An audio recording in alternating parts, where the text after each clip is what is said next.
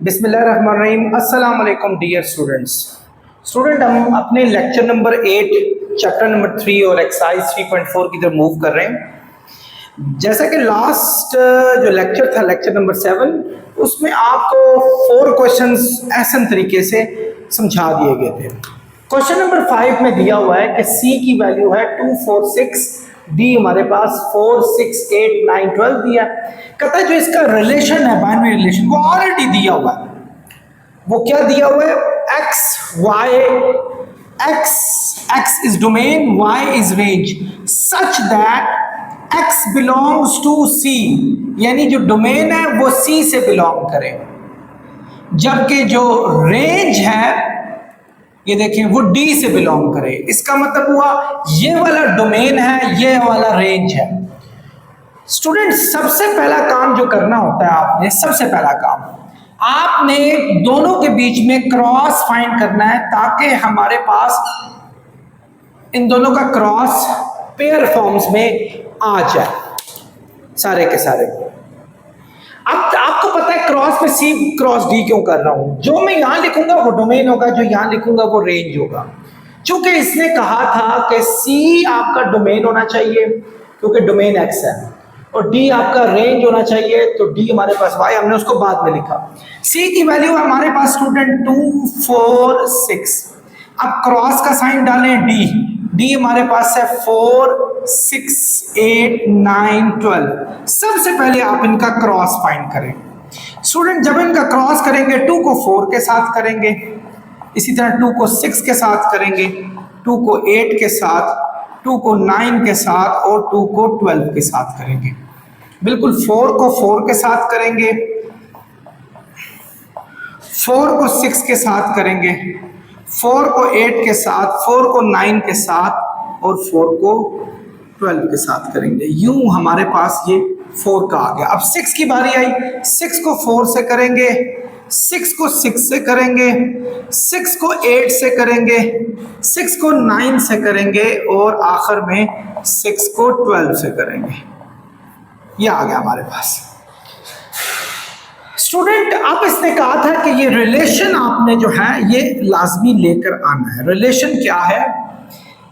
X belong करे सी से, Y belong करे डी से, और आपने वो लिखने हैं एंड, ये एंड का साइन है, and x is a factor of y. X वो होने चाहिए, डोमेन वो होने चाहिए जो वाई के फैक्टर है, यानी डोमेन जो है वो रेंज का टेबल होना चाहिए, यानी उस पर कंप्लीटली डिवाइड हो जाना चाहिए। जैसे देखो ये 2 का कितने टेबल पे 4 आता है? 2 2 4, तो ये वाला फैक्टर हम लिखेंगे, यानी हम वही लिखेंगे जिसमें ये फैक्टर आ रहा है, जिसमें फैक्टर नहीं आ रहा वो नहीं लिखेंगे। इसी तरीके से स्टूडेंट ये देखें 2 6, 2 3 6 होता है, ये उसके टेबल पे जा रहा है। 2 4 8 होता है, ये उसके टेबल पे जा रहा है। लेकिन 2 4 8, 2 5 10, 2 के टेबल पे आप 9 का नहीं पढ़ सकते, तो ये नहीं करेंगे हम। 2 12 6 12, ये जा रहा है। 4 1 4, तो 4 भी 4 का फैक्टर है, तो हम यहाँ लिख लेंगे। 4 और 6 पे डिवाइड नहीं हो रहा, क्योंकि 4 1 4, 4 2 8 नहीं जा रहा। ये देखें ये भी जा रहा है, 4 2 8 होता है। इसी तरीके से ये नहीं जा रहा, ये 4 3 12 होता है, ये जा रहा है। इसी तरीके से ये देखें 6 का टेबल 4 पे नहीं आ सकता, 6 1 6, ये भी हो रहा है, तो हम इसको भी लिखेंगे। 6 का टेबल 8 तक नहीं पढ़ सकते, सो ये गलत है, ये भी गलत है, क्योंकि ये भी नहीं हो सकता। लेकिन 6 2 12, ये हो रहा है। तो स्टूडेंट, ये हमारे पास आ गया ये वाला रिलेशन। आई होप आप समझ गए होंगे।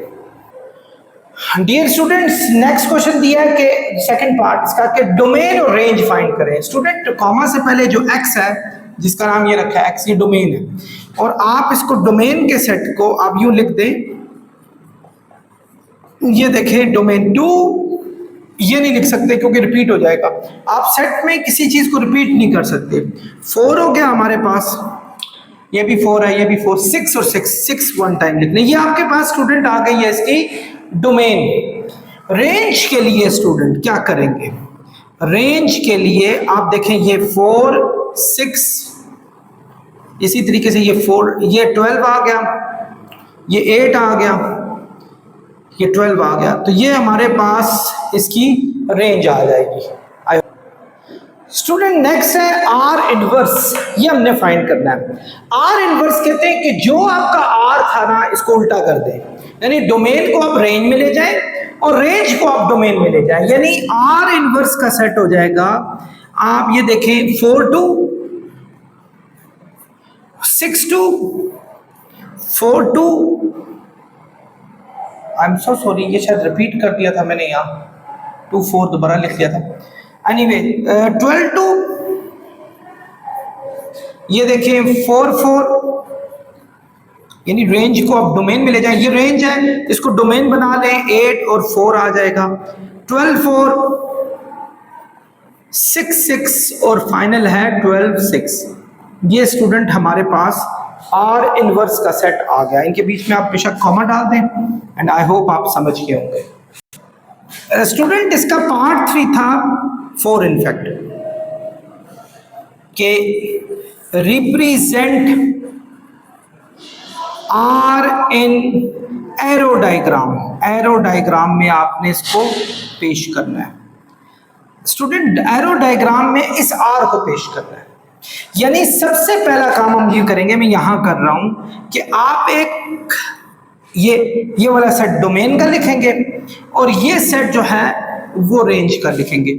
इन दोनों के बीच में जो रिलेशन है वो आर है ये, और डोमेन के सेट में, जो कि मेरे पास डोमेन का सेट है, ये 2 4 6 है, 2 4 6 और यहाँ 4 6 8 12 है, 4 6 8 12 ये डोमेन है। ये हमारे पास स्टूडेंट क्या है, रेंज। इनके बीच में हमने एरो डायग्राम डेवलप करनी है।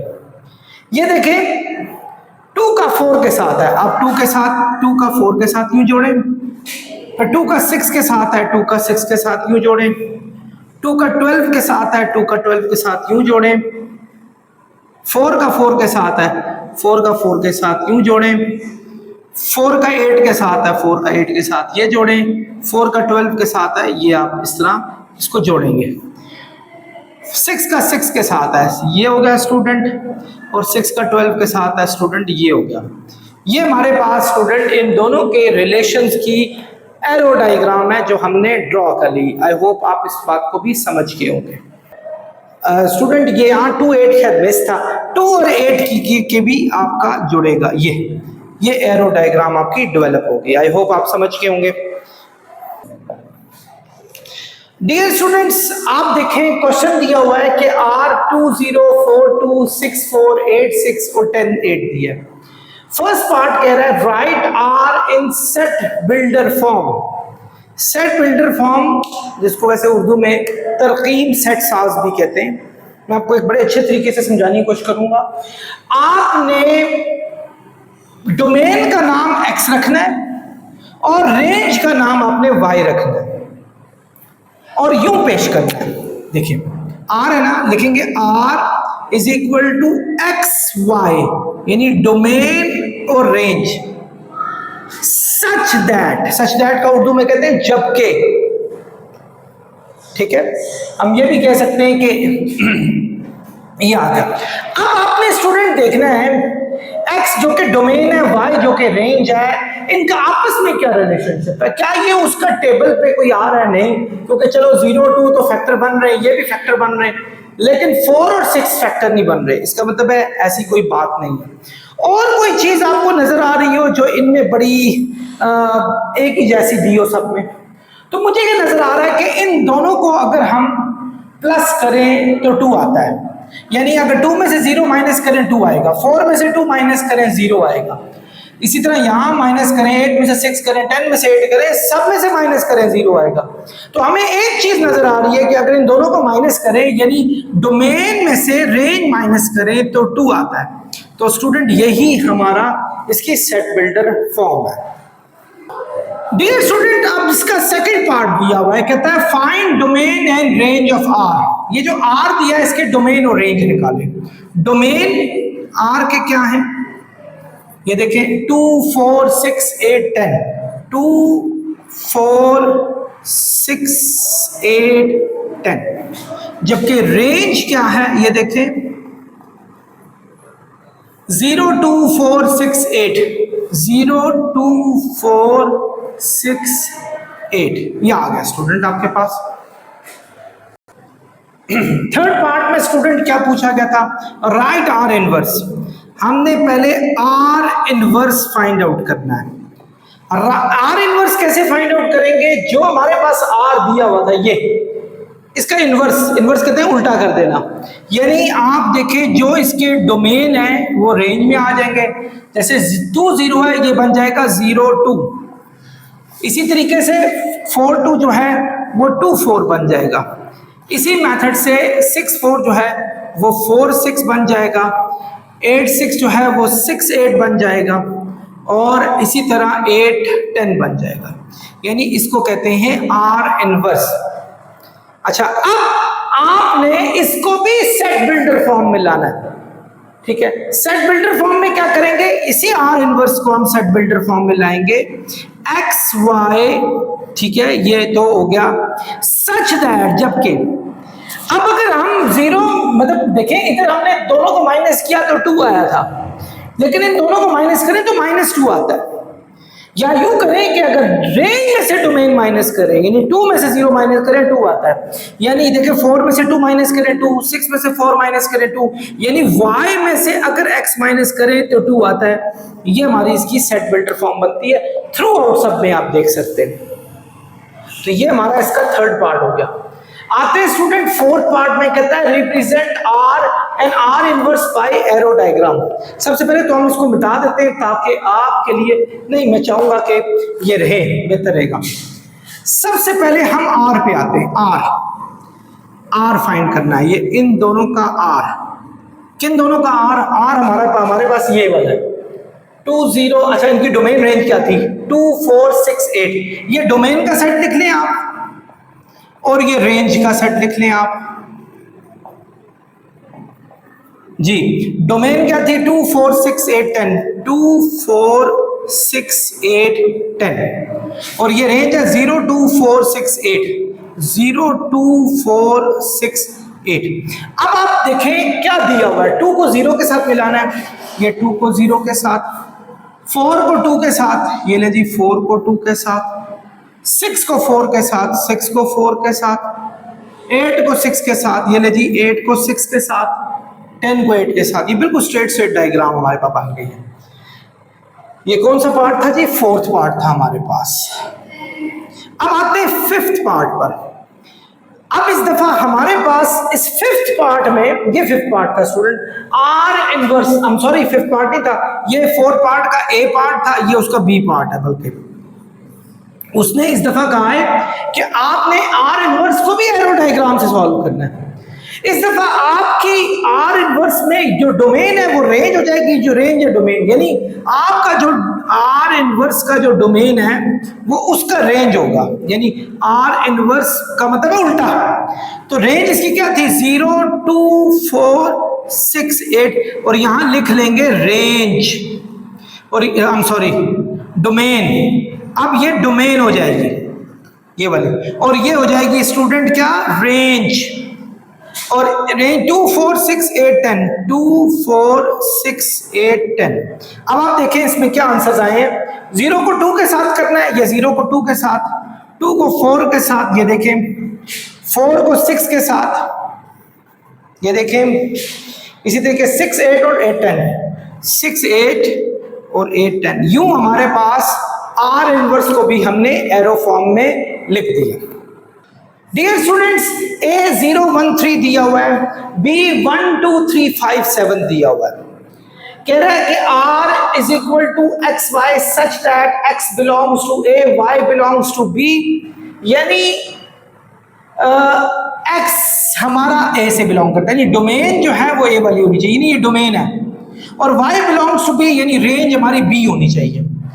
यानी इसका मतलब है जब हम इसको सॉल्व करेंगे तो A क्रॉस B करेंगे, हम B क्रॉस A नहीं करेंगे। B क्रॉस A में करें तो इसका मतलब है डोमेन बिलोंग करनी चाहिए हमारे B के साथ, और रेंज बिलोंग करनी चाहिए A के साथ। तो हम करेंगे A क्रॉस B।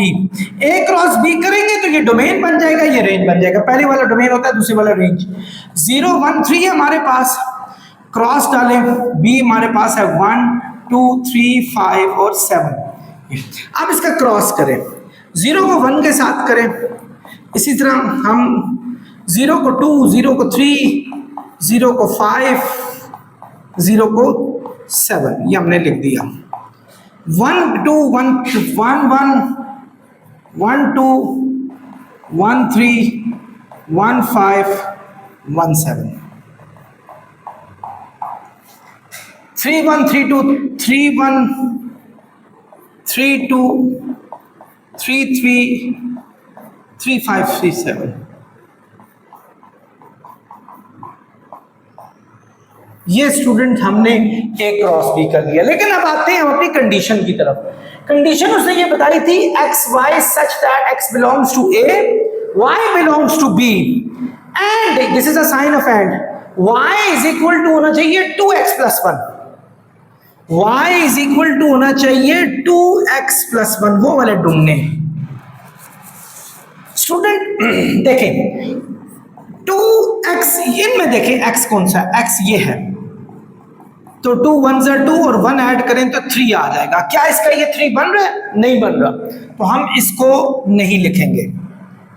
हमने रेंज में सॉरी रिलेशन में वो लिखना है जो इस कंडीशन पे पूरा उतरेगा।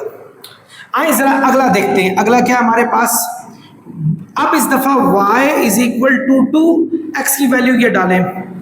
I'm sorry, x था 0, यहाँ 0 था, तो ये 1 आ रहा है। 0 1 से ये आ रहा है जी, बिल्कुल ठीक। ये हमारे पास y की वैल्यू 1 आ गई, इसका मतलब है इसको हम लिखेंगे। x की वैल्यू स्टूडेंट ये डाल दी है आपने, देखना है क्या ये वाला आंसर आ रहा है, नहीं आ रहा, और ये आ गया था, तो हम रिलेशन में ये चीज डालेंगे क्योंकि ये इस कंडीशन को फुलफिल कर रही है।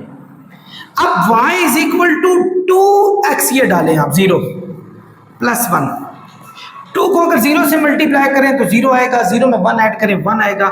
ये चीज नहीं आ रही, इसका मतलब है ये हम नहीं लिखेंगे। डियर स्टूडेंट्स आप देखें, अगर यही 0 हम इसमें डालते हैं, 0 2 0 हो जाएगा, 0 में 1 ऐड करें 1 आएगा, इसका मतलब है ये चीज नहीं आ रही, यहाँ 1 आना चाहिए, वो सिर्फ इसी से आया। और आपने देख लिया 0 डालने से, इसमें 0 डालने से 1 ही आंसर आता है, सिर्फ ये कंडीशन फुलफिल हो रही है। ऑब्वियसली ये भी नहीं होगी क्योंकि 0 डालेंगे तो 5 नहीं आएगा, 1 ही आ रहा है। अब ये डाल के चेक करें, यानी y is equal to 2x plus 1 है, y 2x की वैल्यू स्टूडेंट हमारे पास 1 है, डालते हैं 2 1 2 और 3, यानी y का आंसर 3 आ रहा है। यानी x 1 डालें तो y का आंसर 3 आना चाहिए, यानी ये आंसर नहीं आ रहा, ये भी नहीं आ रहा, ये भी नहीं आएगा क्योंकि आंसर 3 आना चाहिए। ये आ जाएगा क्योंकि देखिए 1 डालने से आपका आंसर 3 आ रहा था, तो इसका मतलब है 1 3 का रिलेशन हम यहां लिखेंगे, 1 3 ये रिलेशन आपने लिख लिया। ऑब्वियसली ये 1 5 भी नहीं आएगा, रीजन आपको समझ आ चुकी है कि 1 डालने से आपका आंसर 3 आना चाहिए, ये भी नहीं आ रहा। आए जी अब बारी आ रही है 3 की, यानी y is equal to 2x plus 1, x की वैल्यू डाल देते हैं इस दफा 3 2 6 और 1 7 आ जाएगा, यानी 3 डालने से 7 आना चाहिए, ये नहीं आ रहा है। 3 डालने से ये 1 आंसर है, इसका 2 आंसर है, इसका 3 आंसर है, 5 ये आ रहा है जी, 3 7 आंसर आ रहा है। इसका मतलब है हमारा थर्ड रिलेशन जो हमारा पेयर है वो हमारे पास 3 7 आ रहा है, ये हमारा आर आ चुका है। जब हम आर इनवर्स फाइंड करेंगे स्टूडेंट, आर इनवर्स का मतलब होता है कि आप डोमेन को रेंज में ले जाए, रेंज को डोमेन में, जैसे ये 1 0 3 1 और ये 7 3 ये आ गया हमारे पास, तो स्टूडेंट ये भी हमारे पास हो गया। और कुछ पूछा गया था, ऑल्सो फाइंड आर इनवर्स, बस और कुछ भी नहीं था। आई होप आप लोगों को समझ आ गई होगी, बहुत शुक्रिया। डियर स्टूडेंट्स 8th और 9th क्वेश्चन एक मतलब इकट्ठा लिखा हुआ, आप जरा गौर से देखें। पहला काम ये स्टूडेंट, सबसे पहला काम कि आपने उसने ये कहा है एक्स वाई, यानी डोमेन एक्स का होना चाहिए और रेंज वाई का होना चाहिए, जबकि डोमेन एस है, रेंज वाई है, वाई टी है हमारे पास, समझ आई ना, वाई टी दी हुई है, और एक्स और वाई इक्वल होना चाहिए। और उसके बाद हमने 9th क्वेश्चन है कि डोमेन रेंज भी लैदा करके लिखना है, तो मैं 8th और 9th पैरेलल फॉर्म में ये कराता जाऊंगा। सबसे पहला काम हमने एस क्रॉस टी करना है, उसके बगैर तो बात ही नहीं बनेगी।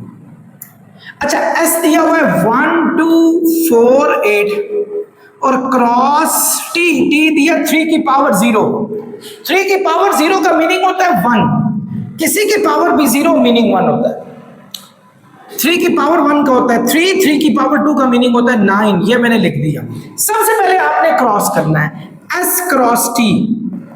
जी स्टूडेंट 1 1 1 3 1 1 1 3 1 9 आ गया। अच्छा स्टूडेंट आप यूं जरूरी नहीं है कि इसको ये लिखे, आप अगर आपका मन चाहे ना तो इसको उसी फॉर्म में 3 की पावर 0, 3 की पावर 1, 3 की पावर 2 लिखें। मेरे यहाँ स्टूडेंट पीछे कह रहे हैं नहीं सर आप इसी तरीके से सॉल्व करें, तो इसमें कोई इशू नहीं है, हम इसको उसी मेथड से सॉल्व कर लेते हैं। ये ले जी 3 की पावर 2 आ गई।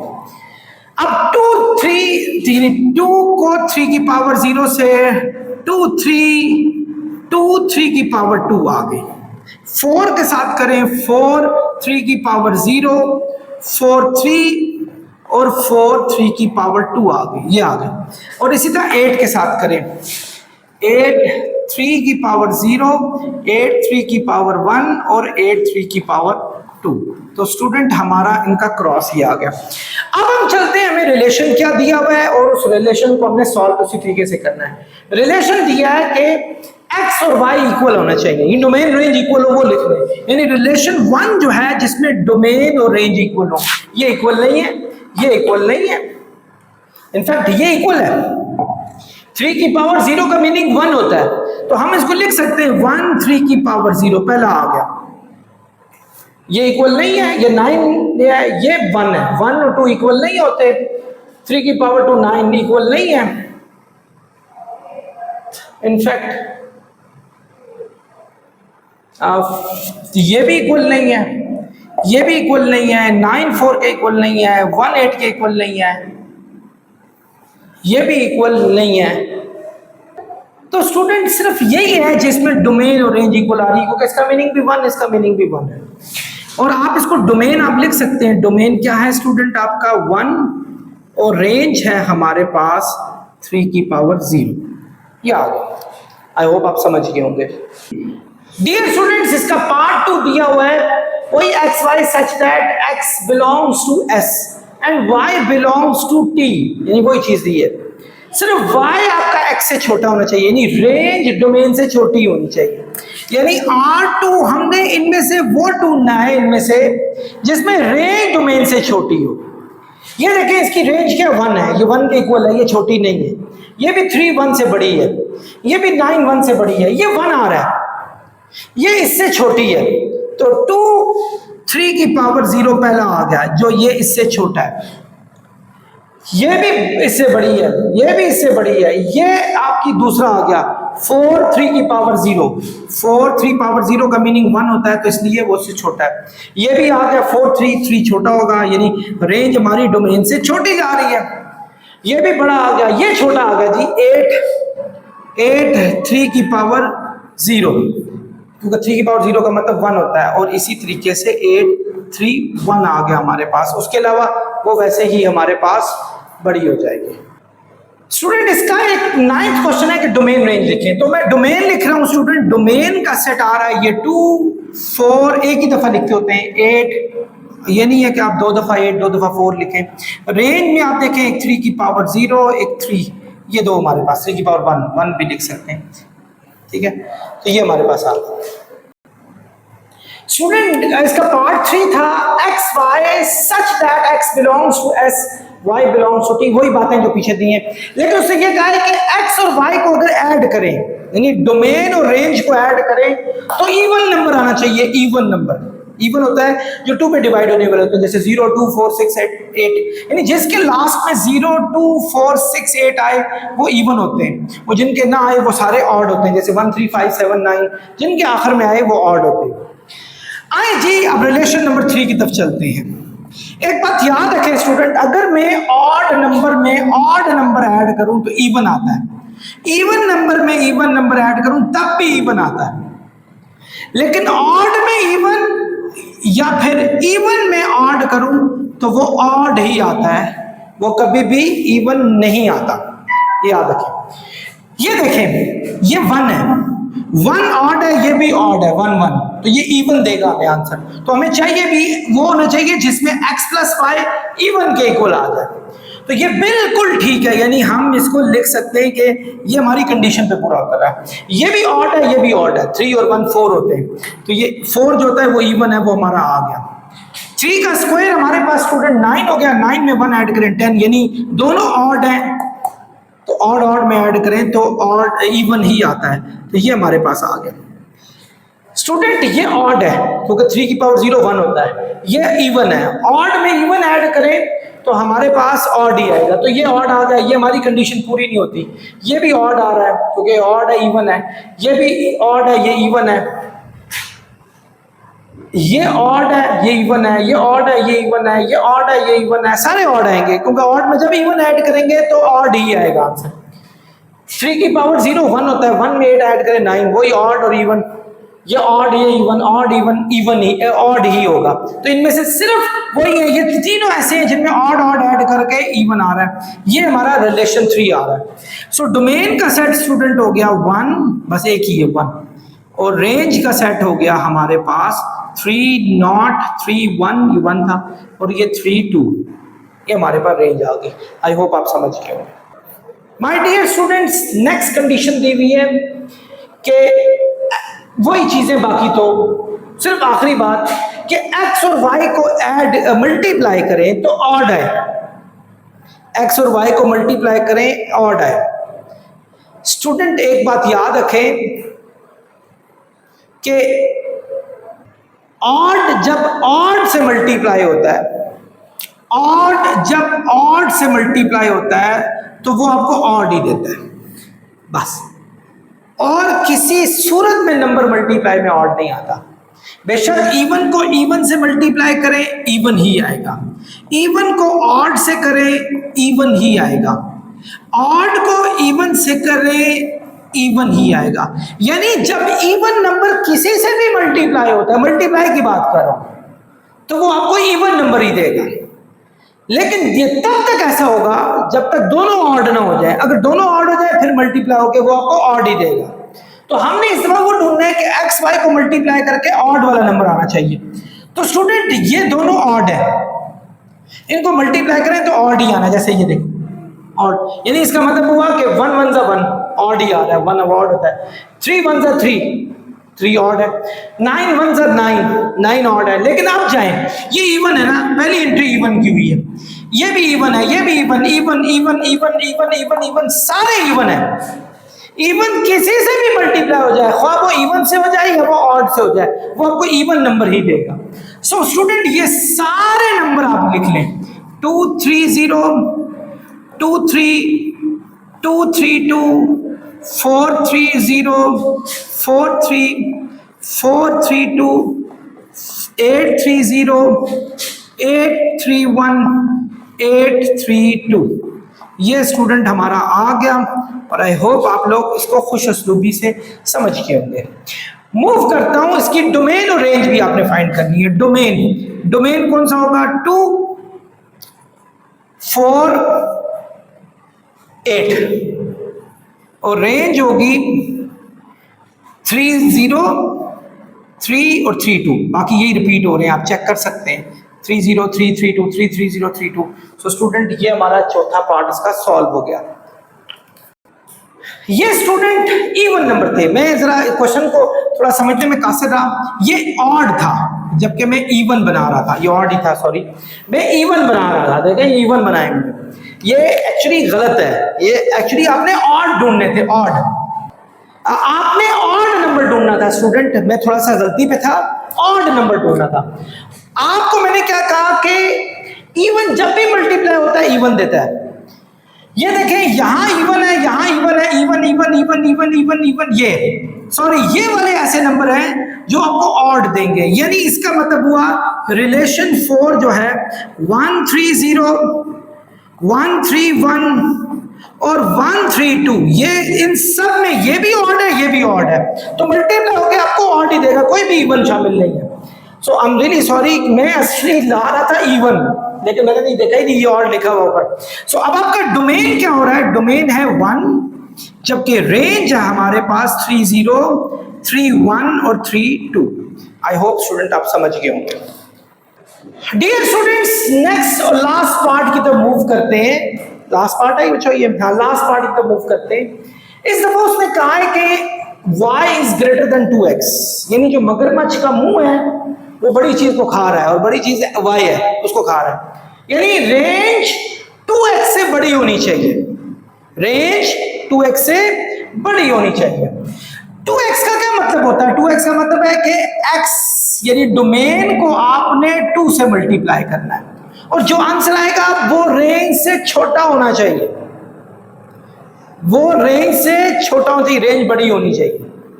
ठीक है, अब आप देखें ये डोमेन है, इसको 2 से मल्टीप्लाई करें, इसको 2 से मल्टीप्लाई करें, क्या आ रहा है आपके पास? 2 आ रहा है। इसको मल्टीप्लाई करें 2 आ रहा है, जबकि रेंज हमारे पास दी हुई है 1, यानी 2 1 से छोटा है, इसलिए हम इसको नहीं लिखेंगे। आते हैं इधर,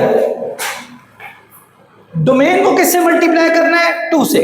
डोमेन क्या है हमारे पास? 1 को 2 से मल्टीप्लाई करें, क्या आएगा? 2, जबकि हमारे पास रेंज क्या दी है? 3, यानी इसको 2 से मल्टीप्लाई करें फिर भी वो 3 से छोटा है, तो हमारे पास पहला आंसर आ गया 1 3, यानी ये इस बात पे पूरा उतर रहा है। आएंगे 1 3 स्क्वायर, 3 स्क्वायर का मतलब 9 होता है। डोमेन चेक करें, डोमेन क्या हमारे पास 1 और ये 2 आंसर दे रही है, जबकि रेंज हमारे पास दिया 9, यानी रेंज बड़ी है, इसका मतलब है इसको हम लिखेंगे 1 3 स्क्वायर। स्टूडेंट यहां आए, डोमेन क्या हमारे पास 2 को 2 से मल्टीप्लाई करें 4 आ रहा है, जबकि रेंज हमारे पास 1 दी है, यानी डोमेन रेंज से छोटी होगी, बड़ी होगी, तो ये हम नहीं लिखेंगे क्योंकि देखिए 2x है ना, अगर 2 से मल्टीप्लाई करें हमारे पास 4 आ रहा है, जबकि हमें यहाँ रिक्वायरमेंट है 1, यानी रेंज दी हुई है 1। आप देखिए रेंज डोमेन से बड़ी होनी चाहिए, जबकि रेंज डोमेन से छोटी होगी है, 2x से छोटी होगी है, रेंज से डोमेन से नहीं 2x से छोटी होगी। यहाँ है, इसको 2 से मल्टीप्लाई करें, क्या आएगा? 4, रेंज फिर भी छोटी होगी, नहीं बात बनी। यहाँ आया, 2 को किससे मल्टीप्लाई करें? 4 से, फिर भी ये 9 से छोटा होगा, ये 3 का स्क्वायर 9 होता है, तो हम इसको लिखेंगे 2 3 का स्क्वायर। यहाँ आए, 2 4 सर क्या होगा स्टूडेंट? 8, क्योंकि 2x आना है, 2 4 सर 8, और उसने कहा ये छोटा होना चाहिए रेंज से। 8 रेंज से, रेंज क्या 1 नहीं छोटा हो रहा क्योंकि 8 1 से बड़ा है। इसको करें 2 4 सा 8, फिर भी रेंज से छोटा है, 2 4 सा 8 9 से वाकई छोटा हो गया, तो ये लिखेंगे क्योंकि देखें आप 2x है ना, x हमारे पास 4 है, 2 4 सा 8, जबकि ये 9 दिया हुआ रेंज, रेंज अभी भी ग्रेटर हो गई है 2x से, सो हम लिख लेंगे ये वाला 4 3 2। स्टूडेंट 2 8 सर 16, जबकि रेंज छोटी है, बात नहीं बनी। 2 8 सर 16, रेंज छोटी है 16 से, 2 8 सर 16 9 से छोटी है, तो हमारा फाइनल आंसर यहीं तक आ गया, जिसमें डोमेन हमारे पास स्टूडेंट आ रही है 1 2 4, रेंज आ रहा है हमारे पास 3 स्क्वायर, यस यही आंसर आ गया। तो स्टूडेंट ये हमारा पूरी एक्सरसाइज ना सिर्फ खुश उसलूबी से ख़त्म हुई, बल्कि आई होप आपने बहुत अच्छे तरीके से इस सफ़र को जारी रखा होगा। नेक्स्ट लेक्चर तक मैं आपसे खुदाफिज कहता हूँ। अस्सलाम वालेकुम।